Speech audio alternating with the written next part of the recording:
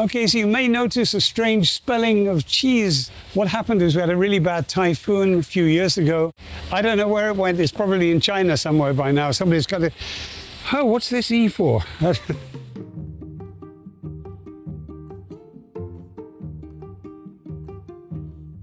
Hello, I'm John. I'm the cheese guy. What more can I say?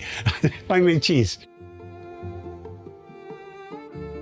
What brought me to Japan in the first place in 1976, I was going to go to Australia or New Zealand, and Japan was kind of halfway there.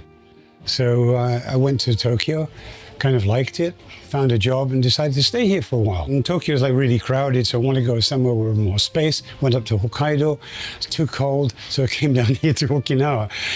Over 50 years. When I came here, I found no cheese at all. It's a cheese desert, so decided to make cheese.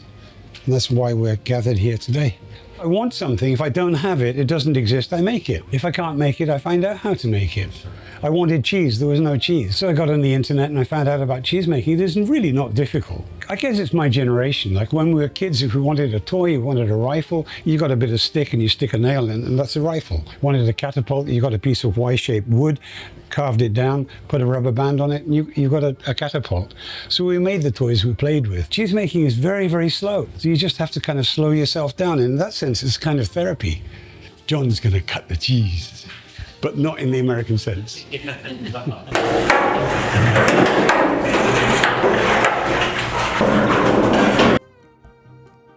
The key point was probably a friend of mine had a cheese night at his bar in Naha. So I was making cheese and people were eating my cheese and they liked it. Oh, wow, I can make something that people like. And that was a big thing to realize. I was in retirement at that time. Retirement was boring. Cheese was the only interesting thing that was going around. And it's a whole world of cheese. There's so much you can do with it. That was really the point at which I decided, yes, this is kind of my life work from now on. One more cut and then I'll stir it. And then gradually it's going to sink towards the bottom. Then what we do is we put the curds in here, drain them a bit, cut it, wrap it, and make a pile so that the natural weight pushes any remaining whey out. And you increase the whey to cheese surface ratio by reducing the size. The beauty of handmade cheese is it is slightly different each time. That's why it's our policy at the shop to give tasting.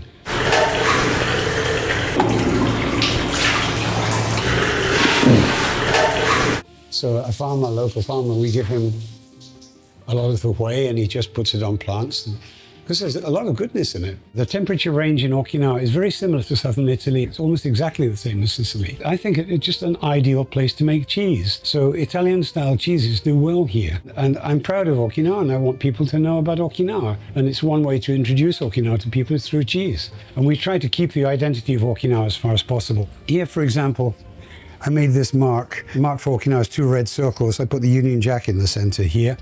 And the old name for Okinawa is Ryukyu. And you write Ryukyu in Romaji and you have UK right in the center, just as a coincidence. And I hope I don't have to explain what UK means. So the concept here is English cheese-making techniques and Okinawan ingredients. So we make Okinawan cheese. We don't do imitations here.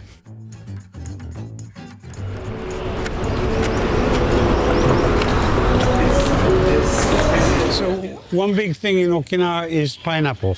Pineapple and cheddar, for example, is a really good combination. Here we have passion fruit. Passion fruit and our yogurt are made in heaven. This is winter melon. The syrup that you had with the whey this morning, that was from this also.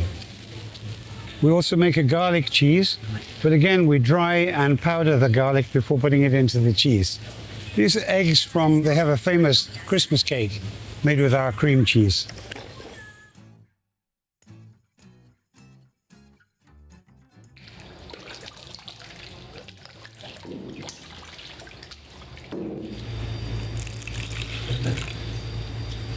This is anato, which is derived from the seed of the achiote tree in Mexico, South America, Peru, etc. And that's what the Aztecs used when they had their sacrifices, and they'd cut out the chest of the guy being sacrificed and hold up his beating heart, and they would drink the blood of that guy. It's a horrible thing to say. So there isn't enough blood to go around. So they made blood with the Annatto. And this is very interesting. We use this, not human blood, we use this to color cheese. Water, just one drop. And see it's going golden yellow color. And when you put that in the cheese, it makes the cheese yellow. You try doing this with supermarket yogurt. We drain the liquid to make it sweeter, make it more yogurty. This is real yogurt, this is real cheese. We don't put any kind of additives in it, and we don't take out anything that should be there. The naturalness of the product is the point. And I love the effect it has on people. You give cheese to people to taste, and they brighten up. In fact, I have a kind of theory about this. Ours is pure milk, it's just milk only. With milk, we get this feeling of security, of it's safe, it's happy, it's fine, and so on. So people do come uptone, they get happier when they're eating the real cheese and real yogurt.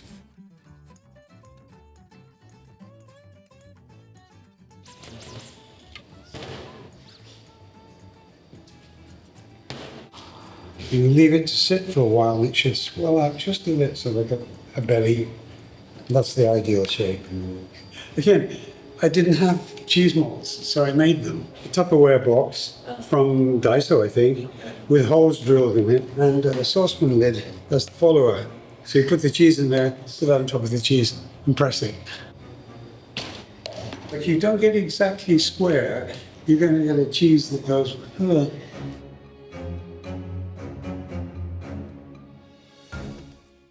comes in off the street and they're sort of dark and gloomy, and have some yogurt, and have a piece of cheese, and have a piece more cheese, smiling, and then they're laughing and joking and so on. You guys should start a business. Life without cheese is kind of very lonely. I need cheese.